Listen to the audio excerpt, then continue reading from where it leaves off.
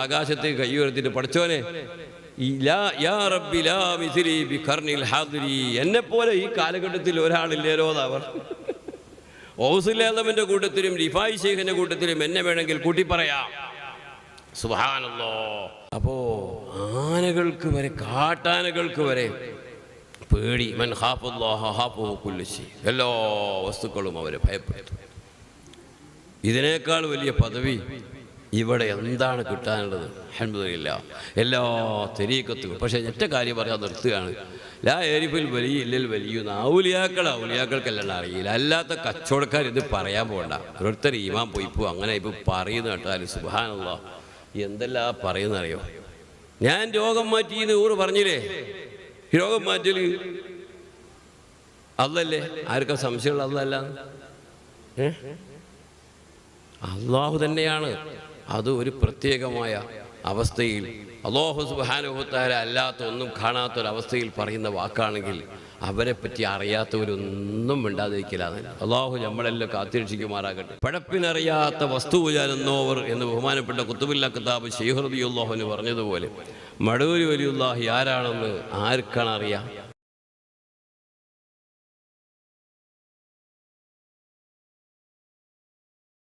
എൻ്റെ പ്രിയപ്പെട്ട ശബ്ദം കേൾക്കുന്ന മുത്തഅല്ലിമീങ്ങൾ, എന്നോട് സിയമ്പൊരിയൊക്കെ പറഞ്ഞ വാക്ക് ഞാൻ എപ്പോഴും പറയാറുണ്ട്. മഹബത്തും സുഹബത്തും ഖിദ്മത്തും അതുകൊണ്ട് മാത്രമേ രക്ഷപ്പെടുകയുള്ളൂ.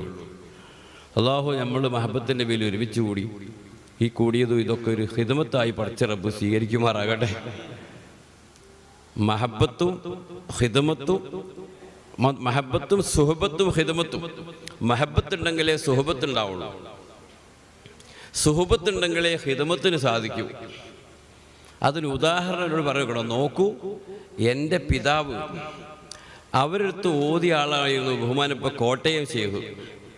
കോട്ടയം ശൈഖ് എന്ന് പറഞ്ഞാൽ അബൂബക്കർ, രണ്ടാടി അബൂബക്കർ ഹാജി എന്നാ പറയുക. നമുക്ക് അങ്ങനെ പറയാൻ പാടുന്നത് ഓർമ്മയില്ല. എത്ര വലിയ മഹാനാണ്. സുബ്ഹാനല്ലാഹ്.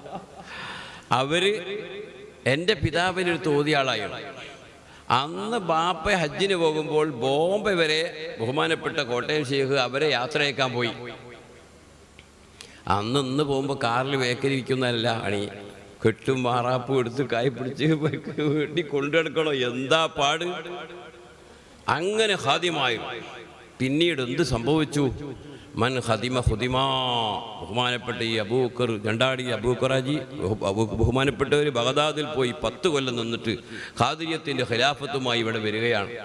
രണ്ടാടി വന്ന് 2 വീടുണ്ടാക്കി. ഒന്ന് വിരുന്നുകാരെ സൽക്കരിക്കാനും നല്ല റാത്തീവും പരിപാടിയുമായിട്ട് എന്തായിരുന്നു സാർ.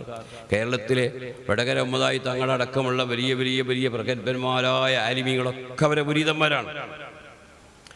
അവരെല്ലാവരും അവിടെ എല്ലാവരും പോണ് കണ്ടപ്പോൾ ബഹുമാനപ്പെട്ട സിയം വലിയുള്ളാൻ്റെ വാപ്പയും 3 കൂടി അവിടെ പോവുകയാണ്. അവിടെ ആ കാലത്ത് ചെന്നാൽ ഓരോ സമയത്ത് ഓരോ നിയമമാണ്. രാത്രി ആടാൻ കയറ്റൂല. ഇപ്പോൾ ഒരു മഴ പെയ്യുന്ന സമയത്താണ് ഇവലാട് ചെന്ന് വെറുതെ എപ്പോൾ പോകാൻ പറയുന്നത് അറിഞ്ഞു. സുബ്ഹാനല്ലാഹ്. കൂടെയുള്ളവർ ഒരു ഉസ്താദിൽ ഇത്ര വലിയ മഹാനുണ്ട്, എന്താ പോകാൻ പറയുന്നത്? മനസ്സിലാകപ്പാടെ സംശയം. അങ്ങനെ രാവിലെ വന്നപ്പോൾ 4 ഓരോരോ കാര്യങ്ങൾ മനസ്സിൽ കരുതുന്നവർക്ക് ഒരങ്ങനെ കാര്യപ്പെട്ട ഒരാളാണെങ്കിൽ നമുക്ക് ചെന്നപാട് കൂവ തക്കിയിരിക്കണം, വെള്ളം തൽക്കരിക്കണം, ചുവന്ന പൂങ്കോയിനെ അറുത്തിട്ട് മഞ്ഞച്ചോറ് കിട്ടണം. നമ്മൾ അങ്ങോട്ടൊന്നും പറയാണ്ട് നമുക്ക് ഇങ്ങോട്ട് പറഞ്ഞു തരണം. അങ്ങനെ മനസ്സിലാക്കി. ഈ 3 ഓറ് പറയുകയാണല്ലോ ഹാദിമ്യങ്ങളോട് പോയിട്ട് കൂവ മേടിച്ചിട്ടുണ്ടാവും. കൂവ അവിടെ ഇടയില്ല. ആ മരുന്ന് പീടിയുണ്ടാവും, അവിടെ പോയി മേടിച്ചിട്ടുണ്ടാവുന്ന അറിഞ്ഞാൽ അത് കാച്ചി വെച്ച് കൊടുത്ത്, നേർച്ച വന്ന് കോഴിയുണ്ട് അത് അറുത്തിട്ട് മഞ്ഞച്ചോറും വെച്ച് കൊടുത്ത്, ലോഹർക്ക് നിൽക്കരിക്കൽ ഇമാമത്തോറ് തന്നെ നിൽക്കുക. തിരിഞ്ഞപാട് ഖാദിരിയത്തിൻ്റെ തരീഖത്ത് കൊടുത്താൽ. അപ്പം ഞാൻ പറയുന്നത്, അന്ന് ശിഷ്യനായ ആളെ പിന്നീട് ശൈഖായി സ്വീകരിക്കുകയാണ്. എൻ്റെ ബാപ്പ തൻ്റെ ഇടയാണ്, പ്രാപ്തനാണെന്ന് പറഞ്ഞ ആ തൻ്റെ ഇടം ഒത്തിറ വലിയ വിനയം കാണിക്കുന്ന വലിയ മഹാൻ. സുബ്ഹാനല്ലാഹ്. ഞങ്ങൾ ആലോചിച്ച് നോക്കി ഇന്ന് എന്താ സ്ഥിതി.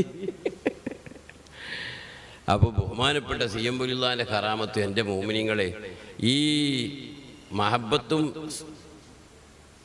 സുഹബത്തും ഖിദ്മത്തും വേണമെന്ന് പറഞ്ഞവർ അവരെ പണി കേൾക്കണം. എന്താ ചെയ്തത്? ഇവിടെ പരീറ്റിയല്ലേ മുപ്പര പേരെന്തായാലും, പരീറ്റിയല്ലേ മുപ്പര പേര്, ബാപ്പൻ്റെ പേര് അലിക്കുട്ടി ഹാജി. അലിക്കുട്ടി ഹാജിൻ്റെ മമ്മോച്ചങ്ങാക്കൻ്റെ പെങ്ങളെ ഭർത്താവാണ്. ആ അമ്മ ഇപ്പം അടുത്ത് മരിച്ച. അള്ളാഹു ആഖിറ വിളിച്ചായി കൊടുക്കുമാറാകട്ടെ. ഞാനവിടെ ചെന്ന് എന്നോട് എപ്പോഴും കഥ പറയും, മോനെ മലയം ഉസ്താദിൻ്റെ അടുത്ത് പോകുന്ന സമയത്ത് സി എം വലിയുള്ളാഹി ചോറ്റിൻ്റെ പാത്രവുമായി ഇവിടെ ചോറ് വാങ്ങാൻ വരുമായിരുന്നു. ഞാനും അവരോട് ഒരു പലകമ്മ 2 പലകമ്മ ഇരുന്ന് ഭക്ഷണം കഴിച്ചിട്ടാണ് ചോറ് കൊണ്ടുവരുന്നത്. കണ്ടോ, അവരാ കാലത്ത് ഉസ്താദിൻ്റെ ഖിദ്മത്ത് അല്ലാഹു സുബ്ഹാനഹു തആല എത്ര വലിയ പദവിയാ. അത് കഴിഞ്ഞിട്ട് പിന്നീട് വെല്ലൂർ വാഖിയാത്ത് സ്വാലിഹാത്തിൽ ഫസ്റ്റ് റാങ്ക് പാസ്സായി ഇവിടെ വന്ന് 10 കൊല്ലം ദർസെടുത്തി ബഹുമാനപ്പെട്ട മൊഹീദ്ദീൻ നഖ്ശബന്ദി റളിയല്ലാഹു തങ്ങളുടെ അടുക്കൽ ഏകദേശം 9 കൊല്ലം താമസിച്ചപ്പോൾ അവരുടെ എല്ലാ ഖിദ്മത്തും ബഹുമാനപ്പെട്ടവരാ ചെയ്തത്. പിന്നെന്താ പറയാൻ, ഒരു മനുഷ്യരെ എങ്ങനെ ഖിദ്മത്തെടുക്കാൻ സാധിക്കുമോ, തയ്യാറാവുമോ? അതുകൊണ്ട് അവർക്ക് അല്ലാഹു തആല നൽകിയ പദവി കൊടുവള്ളിയിലെ തെയ്യര് തൊടുകയിലെ അഹമ്മദാജിൻ്റെ ബേക്കിൽ പൊരൻ്റെ ബേക്കിൽ എന്നിട്ട് ആകാശത്തേക്ക് കൈ ഉയർത്തിയിട്ട് പഠിച്ചോനെ എന്നെപ്പോലെ ഈ കാലഘട്ടത്തിൽ ഒരാളില്ലേരോ അവർ ഔസുല്ലാദമിൻ്റെ കൂട്ടത്തിലും റിഫായി ഷെയ്ഖിൻ്റെ കൂട്ടത്തിലും എന്നെ വേണമെങ്കിൽ കൂട്ടി പറയാം. സുബ്ഹാനല്ലാഹ്, എത്ര വലിയ പദവിയാ. ഇതിപ്പോൾ അങ്ങോട്ട് പറയാൻ നിന്നാൽ ഞാനിങ്ങനെ പറഞ്ഞ് നീണ്ടുപോകുമെന്ന് എനിക്കറിയാം. അതുകൊണ്ട് ഞാൻ നിർത്തുകയല്ലേ. അതായത് ഓർക്ക് അല്ലാഹു കൊടുത്ത പദവി, എൻ്റെ പ്രിയപ്പെട്ട മുത്തഅല്ലിമീങ്ങളെ, ഈ ഖിദ്മത്തിൻ്റെ ബർക്കത്ത് കൊണ്ട് അല്ലാഹു കൊടുത്തത്. വയനാട്ടിൽ 14 ആനകൾ പോകുന്ന വഴിക്ക് പറയണല്ലേ, 14 കഷ്ണം കരിമ്പെടുക്കുന്നു. ഇതെടുത്ത് പോയിട്ട് വരിയായി ആനിൻ്റെ തൊള്ളയിൽ വെച്ച് കൊടുക്കുകയല്ലേ. ആ കൂട്ടത്തിൽ ഉണ്ടായിരുന്ന ഒരാളായിരുന്നു തച്ചമ്പോയിലെ അസ്സൻ സാഹിബ് എന്ന് പറഞ്ഞ ആള്.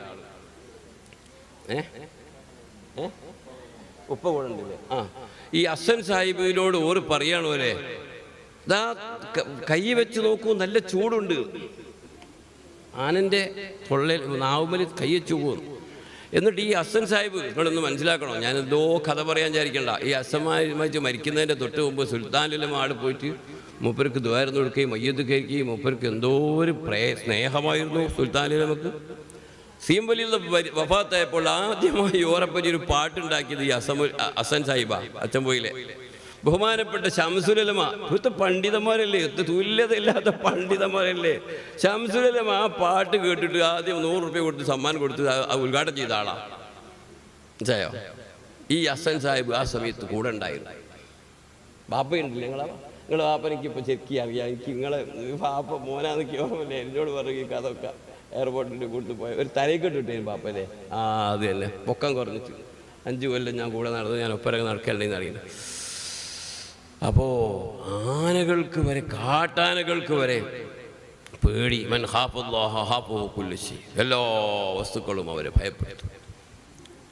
ഇതിനേക്കാൾ വലിയ പദവി ഇവിടെ എന്താണ് കിട്ടാനുള്ളത്? അൽഹംദുലില്ലാഹ് എല്ലാ തരീഖത്തും. പക്ഷേ ഒറ്റ കാര്യം പറയാൻ നിർത്തുകയാണ്. ലാ യരിഫുൽ വലിയിൽ വലിയുന്ന ഔലിയാക്കൾക്കെല്ലാം അറിയില്ല. അല്ലാത്ത കച്ചവടക്കാർ ഇത് പറയാൻ പോകണ്ട. ഓരോരുത്തർ ഈമാൻ പോയിപ്പോ അങ്ങനെ ഇപ്പോൾ പറയുന്ന കേട്ടാൽ സുബ്ഹാനല്ലാഹ് എന്തെല്ലാം പറയുന്നറിയോ. ഞാൻ രോഗം മാറ്റിയെന്ന് ഊറ് പറഞ്ഞില്ലേ, രോഗം മാറ്റല് അല്ലല്ലേ? ആർക്കാ സംശയമുള്ള അല്ലല്ല? അല്ലാഹു തന്നെയാണ്. അത് ഒരു പ്രത്യേകമായ അവസ്ഥയിൽ അല്ലാഹു സുബ്ഹാനഹു വ തആല അല്ലാത്ത ഒന്നും കാണാത്തൊരവസ്ഥയിൽ പറയുന്ന വാക്കാണെങ്കിൽ അവരെ പറ്റി അറിയാത്തവരൊന്നും മിണ്ടാതിരിക്കില്ല. അല്ലാഹു നമ്മളെല്ലാം കാത്തിരക്ഷിക്കുമാറാകട്ടെ. നമുക്ക് അവരെ അറിയില്ല, അവരാളുകളെ അറിയില്ല. ഒറ്റ കാര്യം നമുക്കറിയാം. ബഹുമാനപ്പെട്ട MKM കോയമുസ്ലിയാർ സുബ്ഹാനല്ലാഹ് 17 കൊല്ലം മടവൂരിൽ വെച്ചിട്ട് അവരെ പറ്റി മണിക്കൂറുകളോളം പ്രസംഗിക്കും. ഇക്കൊല്ലം പറഞ്ഞ് അടുത്തല്ലോ ഒരു പറയൂല. സുബ്ഹാനല്ലാഹ്, എത്ര വലിയ പണ്ഡിതനാണ്. അങ്ങനെ മനസ്സിലാക്കിയ ഒരാളാണ് ബഹുമാനപ്പെട്ട സുൽത്താൻ ഉലമ. നമുക്ക് സംശയമില്ല. ബഹുമാനപ്പെട്ട വടകര ഊർ തന്നെ പറയുന്നത് പോലെ ഒരാർക്കാ തിരിയാതെ. എങ്ങനെ തിരിയാനാ? മാരിഫത്തുൽ വലി അസ്അബു ബി മാരിഫത്തില്ലാഹ് ലാ യഅരിഫുൽ വലിയ്യൽ വലിയ്യു നല്ലേ അബുൽ അബ്ബാസിൽ മർസി റളിയല്ലാഹു നിങ്ങൾ പറഞ്ഞത്. പിന്നെ നമ്മളെന്താക്കാനാ? നമുക്കങ്ങനെ മനസ്സിലാക്കാം. ഏതായാലും പഴപ്പിനറിയാത്ത വസ്തുവിലെന്നോവർ എന്ന് ബഹുമാനപ്പെട്ട ഖുത്ബുൽ അഖ്താബ് ശൈഖ് റളിയല്ലാഹു അൻഹു പറഞ്ഞതുപോലെ മടൂരി വലിയുല്ലാഹി ആരാണെന്ന് ആർക്കാണ് അറിയാം?